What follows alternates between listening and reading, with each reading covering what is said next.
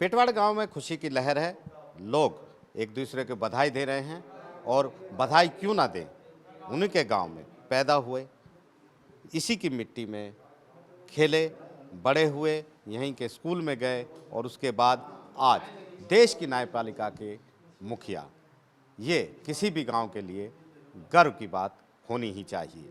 Justice Suryakant के बड़े भाई मास्टर ऋषिकांत हमारे साथ हैं और हम उनसे जानेंगे आगे परिवार के बारे में।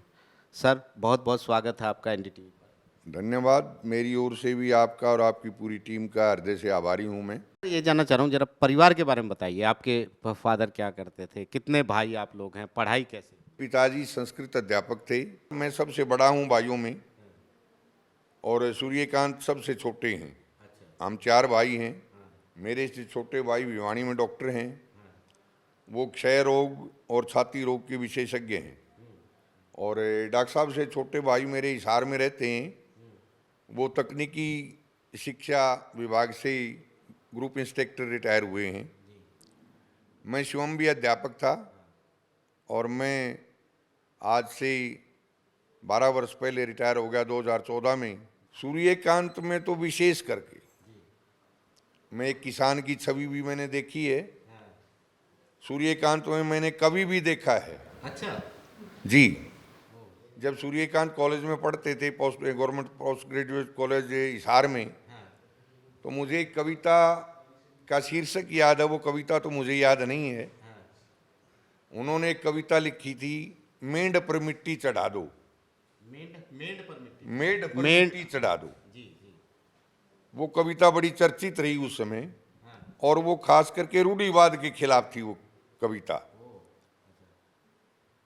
मैंने किसान के रूप में भी सूर्यकांत को देखा। जब वो काफ़ी छोटा था, मैंने सूर्यकांत को गोद खिलाया है। सूर्यकांत की प्राइमरी एजुकेशन भी गांव के सरकारी प्राइमरी स्कूल से हुई और हाई स्कूल की शिक्षा भी सरकारी स्कूल से ही सूर्यकांत ने ली है, यहीं पेटवाड़ के सरकारी स्कूल से। सूर्यकांत जब भी गांव में आता है तो उस समय में हमारे यहाँ गाँव में जो लोग मजदूरी करते थे, गरीब जो लोग थे, उनके बारे में मेरे साथ बात की है। पढ़ाई में कैसे थे, खेल कूद में? सूर्यकांत खेल कूद में बहुत ज़्यादा इंटरेस्ट नहीं था, लेकिन पढ़ाई में उस समय 60% नंबर कोई ले लेता था, वो बहुत बड़ी बात होती थी। और सूर्यकांत 60% वालों में था। उस समय इंटेलिजेंट बच्चों में गिनती होती थी सूर्यकांत की।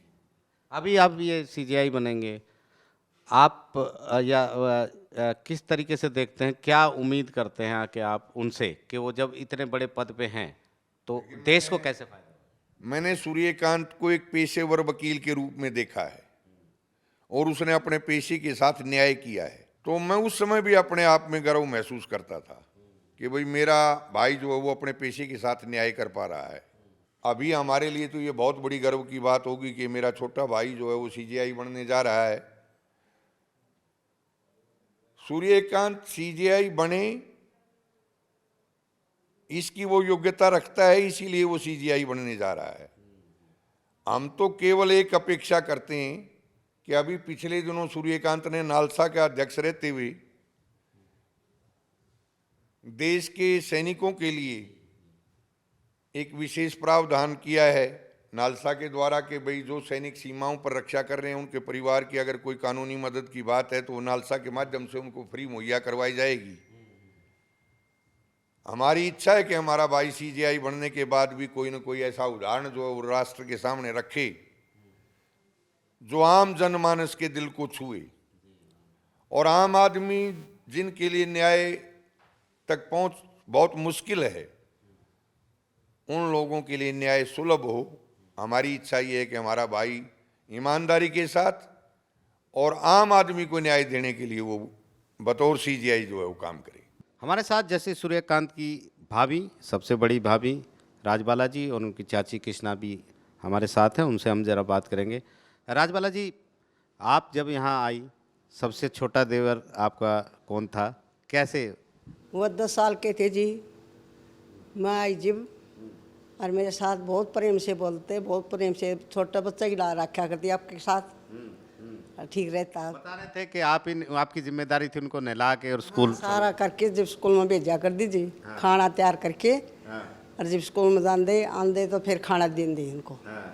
बहुत खुशी होंगे, भाभी जी मेरा कोई हो दो, मेरा कोई हो दो, कटोनी का दूध काट दे भाभी जी, ऐसे बोलते हैं। और फिर लाडा में कंधा गुदारा साहब, गोदारा साहब क्यों?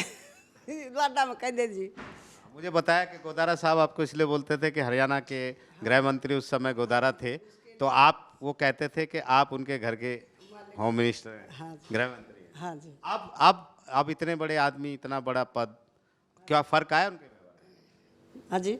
उनके व्यवहार में अब कोई फर्क आया? क्योंकि अब तो इतने बड़े आदमी। मेरा तो बहुत प्रेम से वो 3 देवर थे मेरे, सबसे छोटा यू था जी। मेरे बहुत बढ़िया देवर थे। जाहिर है भाभी के लिए छोटा देवर सबसे ज्यादा लाडला होता है। अभी जब आते होंगे या मिलते होंगे, किस तरीके की बात होती खूब प्रेम थे। हाँ है? पुराने दिनों की तरह। हाँ जी, खूब। नो कहेंगे आइए गोदारा साहब आइए। अब भी गोदारा ही बोलते हैं। कह दीजिए, कह दीजिए। हैं? आपके साथ कुछ अनुभव आपके? मेरे साथ तो दादी जी, चाची जी करके ऐसे कंधा, भैंस का दूध काट जाए चाची जी कटौनी में तो मलाई उतार दी, चाची जी एक रोटी में मलाई रख दो, मैं मलाई खाऊंगा, फिर मैं पढ़ाई में होशियार हो जाऊंगा, इसलिए वो मलाई भी खांदा और वो मक्खन भी खांदा और दूध भी पींदा। क्या मन में चल? मन में जी हमारे गांव में इतनी ज़बरदस्त खुशी की लहर है कि भाई हमारे गांव से एक साधारण और सामाजिक और सभ्य परिवार से मेहनत करके एक व्यक्ति इतने ऊंच ओहदे पर पहुंचा है। मतलब गांव में ज़बरदस्त खुशी की लहर है जी। और जो इनकी मेहनत है, उस मेहनत को देख के जो हमारा युवा है, गांव का युवा, तो मतलब गांव में 3-4 जगह लाइब्रेरियां बनी हुई हैं, उनमें इतनी ज़बरदस्त तैयारी करने लग रहे हैं भाई। जैसे देखो हमारे सूर्यकांत जी भाई मेहनत करके, इतनी मेहनत और लगन, नेक नीति से, ईमानदारी से कार्य करके कहाँ पर पहुँच गए।